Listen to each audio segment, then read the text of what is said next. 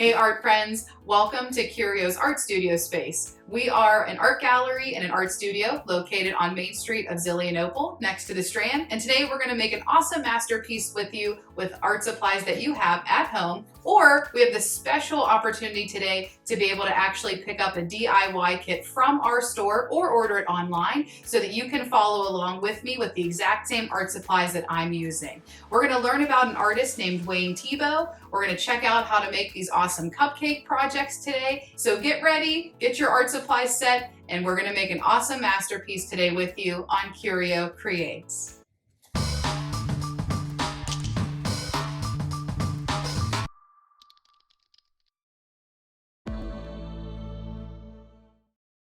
Here's what we will be using today to make our art project. Remember, use what you have at home. It's okay if you don't have the same things that we do. Once you have all your supplies, let's get started. Now that you have your art supplies ready, let's go ahead and get started. If you were one of the people that picked up an art kit to go along with the project, you'll be following me because you have a canvas, paints, paintbrushes, and everything included that you need to make your project with.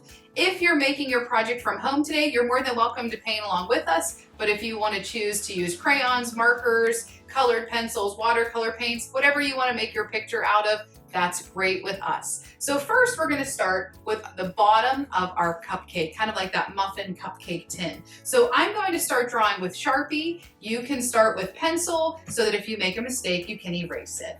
So we're going to start down towards the bottom, and we're going to begin with like a flat, straight line that begins with the bottom of our cupcake.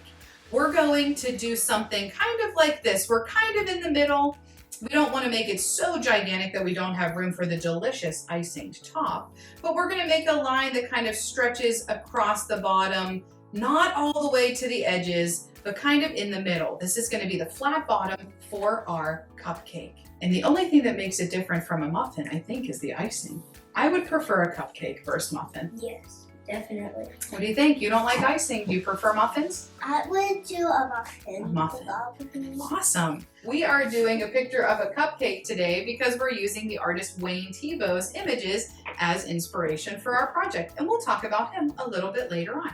Now that we have the bottom, we're going to make the sides of our cupcake, but instead of making them straight up and down, we're going to make them slightly angled outwards because our cupcake is getting wider, larger, and more delicious as we work towards the icing on the top. So we are actually going to start at the bottom, and instead of going straight up, we're going to angle it out a little bit. Ray, can you see how I did that? How instead of going straight up, I'm going to angle it out a little bit. Can you try that? Or I could always do dot to dots for you as a little bit of a younger artist. Would you like a dot to show you where to go?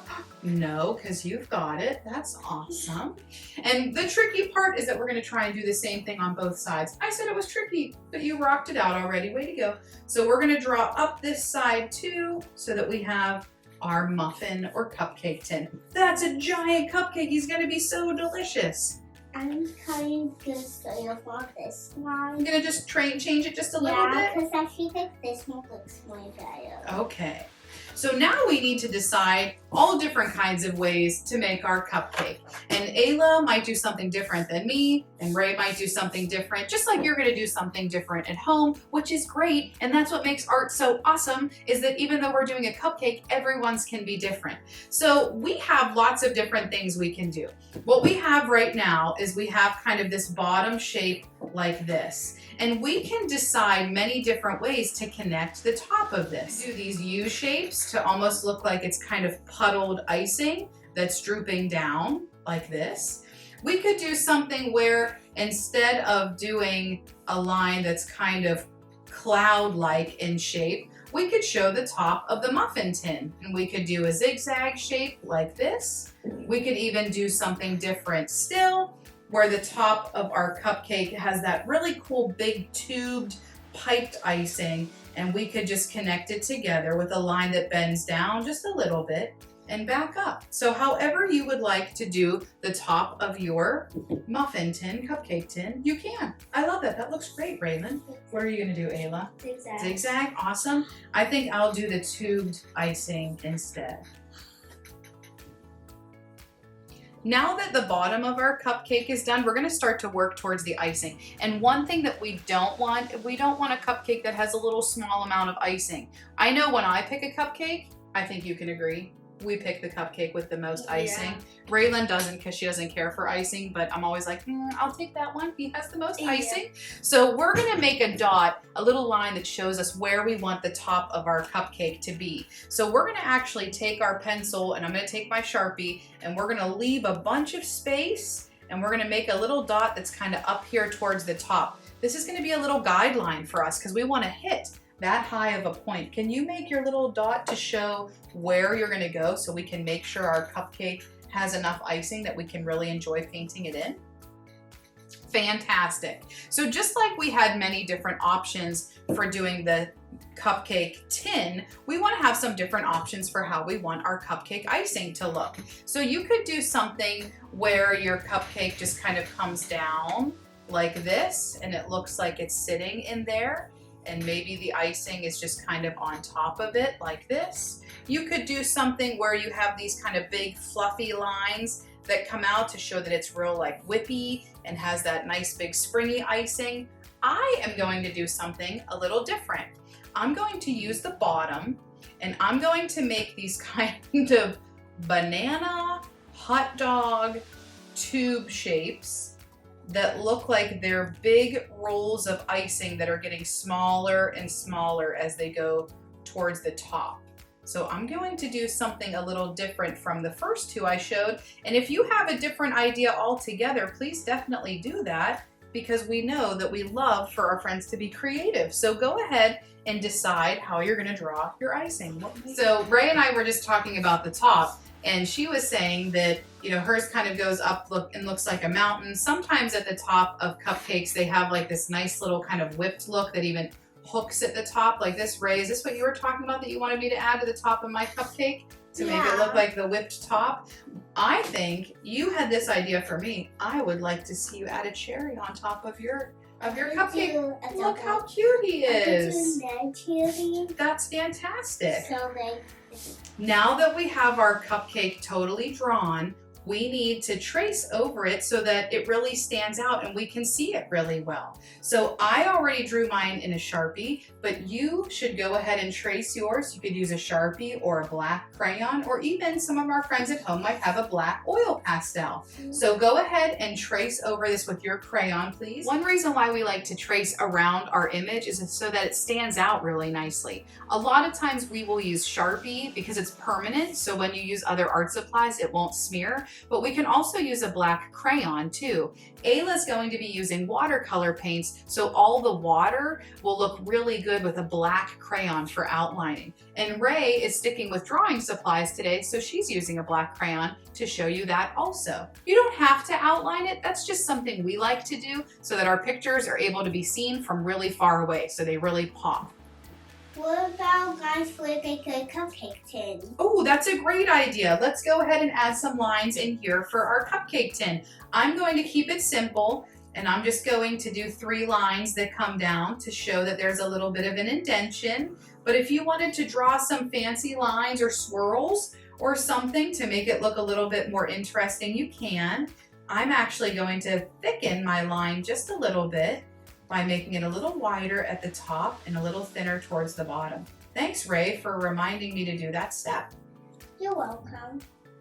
I think before we do this next step, it would be really great to take a look at some of the artwork that we were inspired by today. So we're going to take a couple minutes to learn about the artist Wayne Tebow, to take a look at some of the examples of his masterpieces that kind of influence our drawing today. So check out this awesome artist. Wayne Tebow was an American painter known for his colorful works depicting common objects such as cakes, ice cream cones, lipsticks, paint cans, candy, and more. Tebow is considered a pop artist because of his interest in painting objects of popular culture. Some individuals say that his work is more commercial art based due to his use of exaggerated colors, well-defined shadows, and repetition of painting multiples of the same image. Tebow has received many honors and awards throughout his long artistic career, including being inducted into the Academy of Achievement in 1987 and receiving the National Medal of Arts presented by President Bill Clinton in 1994. In addition to pastries, Tebow painted iconic characters like Mickey Mouse, as well as landscapes, streetscapes, and cityscapes. Tebow retired from teaching at the University of California at the age of 70, where he continued to paint daily for the next 30 years before passing away at 101. He truly has a unique style and was very influential in the art world. Even though he has many accomplishments and an inspiration to many, Tebow described himself as just an old-fashioned painter who doesn't take himself or his art too seriously. After looking at some of these amazing and delicious paintings of Wayne Tebow's, let's check back in on our project that we're working on today to see how we're taking some influence from his paintings and putting them to use in our project today. One thing I love about Wayne Tebow's paintings is his use of color and shading to make things look more realistic. One thing we want to add to our cupcakes to make it look like it's sitting are two things: a line for a table, and then we also want to add a shadow so it looks like there is light coming in and creating a shadow. So the first thing we're going to do is we're going to make a line that goes behind our cupcake to show that it's sitting. Right now we have an epically floating cupcake like this, but we want to make it look like it's sitting. So I added a line to the background to make it look like now it actually has a point where it's making contact with either a table or a table, really, just a table. I don't know. There's a help. There is a little bumping your tablecloth on the table. Now we're going to add our shadow. So what we're going to do is we're going to add kind of a rounded shape to make it look like there is light coming in, and then a shadow is whenever we block light. So whenever we block the light, that's how we create a shadow underneath or to the side. When it's really sunny outside, your body blocks the sunlight and it makes a shadow. So what we're going to do is we're going to take our pencil or Sharpie or crayon, and we're going to make kind of a rounded shape that comes off of the bottom like this to look like our shadow. We are going to attach it to our cupcake so it looks like it's coming off of it, and depending on where you put your shadow, that's going to show you where your light's coming from. Since my shadow's over here, my light is coming from this way. Ray's shadow is right here, so it kind of looks like her light is coming from the top. Good, yours is on kind of the same side as mine. That looks great. Now we're ready to color it in. So Raylan's going to be using her tempera paint sticks. These are awesome to use. I highly recommend them for really young artists. They are awesome art supplies. She also has the ability to use some different crayons too. I'm going to be using paint, and Ayla's choosing to use watercolors today for our project. I'm using acrylic paint today, and you girls can go ahead and get started. And I'm actually going to take some influence from Wayne Tebow's colors too. A lot of his colors were lighter and almost pastel based, so I'm going to be adding some white to my project today while I'm working. If you have the kit that you picked up from CURIO, you'll actually have two different sizes of brushes. You'll have the same colors that I'm using today, and I always recommend using this smaller round brush to help outline first. When we use acrylic paint, we do not have to get our paintbrush wet first. The paint is already wet, so I can dip right into it. I'm going to use this color for my background, and I'm going to do something called outlining, kind of just like I did with my Sharpie. I'm going to take this smaller brush, and I'm going to very carefully make a line that goes around the edge so that I don't accidentally paint inside of my cupcake when I didn't want to. I always want to make sure I'm smoothing out any big globs, and I want to make sure that I have enough paint. So as soon as it looks like I'm running out, I want to make sure I dip right back into my paint to get more. Since I'm using the same color the whole time, I do not have to add any water in between. Ayla's using watercolors, so she will be using a lot of paint and water mixed together because the water is what activates her paints to work. Now that I have this outlined across the top, I'm going to switch to my bigger brush because it's going to help me be able to color this in faster.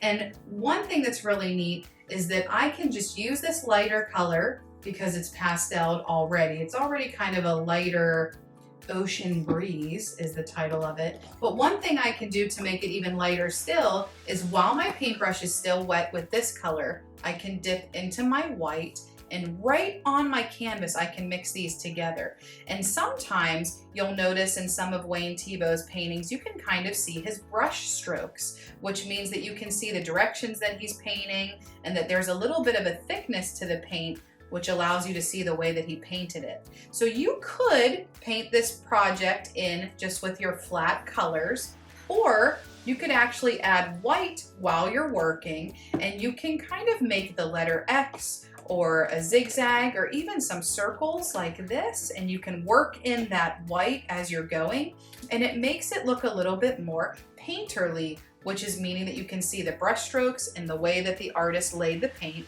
on the canvas. When you're ready to switch colors, that's when you can wash out your paintbrush. You always want to stick it all the way to the bottom of your cup. Pretend like you're painting the bottom and give that a good swish back and forth. And then I recommend either wiping your paintbrush on a paper towel or squeezing the extra water off, because too much water when you're using acrylics can make it really soupy. I'm going to go ahead and use my blue for the bottom, and I'm going to stick with my bigger brush. But again, you could outline with your smaller brush first and then switch to your larger brush if that's what works best for you. And you can also add white into this part too, so that it looks more pastel in color also, or you could paint it flat. These are the colors that I'm choosing to use, but you can use the colors that came in the kit any way you want to, or you could even be painting with your own paints that you have at home. Remember, this is all about making art with what you have available at home. So whatever you have, make it work for you. I'm sure you're making a masterpiece regardless. When you add white to a color, you're creating a tint, you're making it lighter. If we were to add black to it, which we'll do a little bit later for our shadow, that would be a shade. And you can make many, many, many different tints and shades of a color. It's actually endless. You know how sometimes we drag you to Lowe's and Home Depot for home improvement projects? Yeah. All of those paints on the walls can all be different tints and shades of different colors. So it's really never ending. I'm going to add white to this too. I love the way that everything on my picture so far has white added to it, and it makes it all lighter. It's great for springtime, kind of that pastel feel, or like, I always feel like pastels are great for spring leading into summer. I really hope our friends at home are able to have a good time making these and it's not making them too hungry. I am going to make my cupcake paper kind of a traditional silver or gray look. So what I'm going to do next is I'm going to do a little bit of color mixing.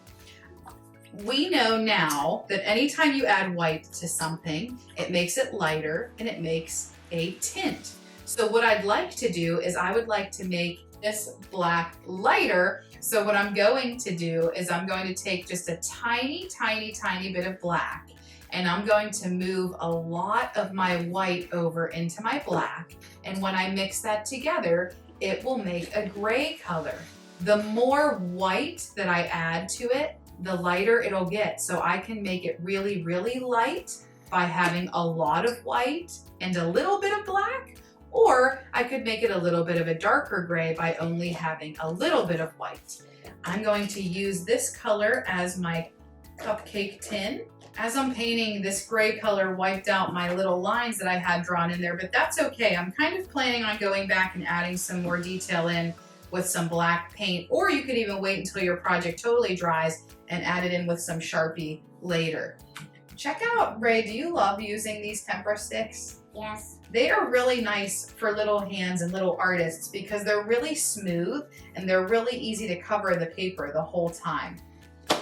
This is the brand that we have at CURIO. They have all different kinds of chunky paint sticks in the art supply room. These are the full-size ones. We also have neon and metallic mini sizes that are great for travel. And they're really fun because you can get the color on there really fast, and then they dry really quick so that they're not messy to the touch. So you don't have to worry about them smearing and getting all over things, or letting them paint like this whenever you're in a space that maybe you don't want to be as messy. I highly recommend them for artists that are anywhere between like 2 all the way to 5 and 6. I mean, I even still like using them, even though I'm capable of using other supplies, because they are really, really cool indeed.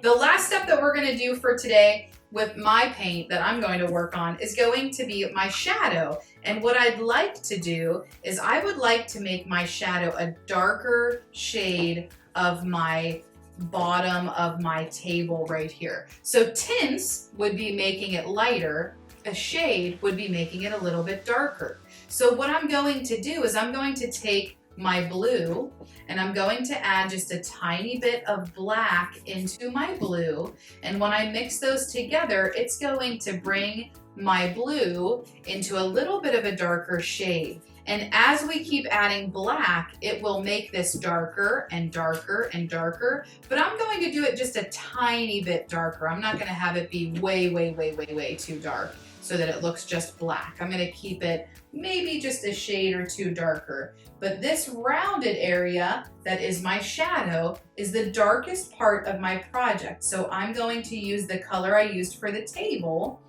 with some black to give it that look that it is indeed a shade or a shadow, that my cupcake is blocking the light.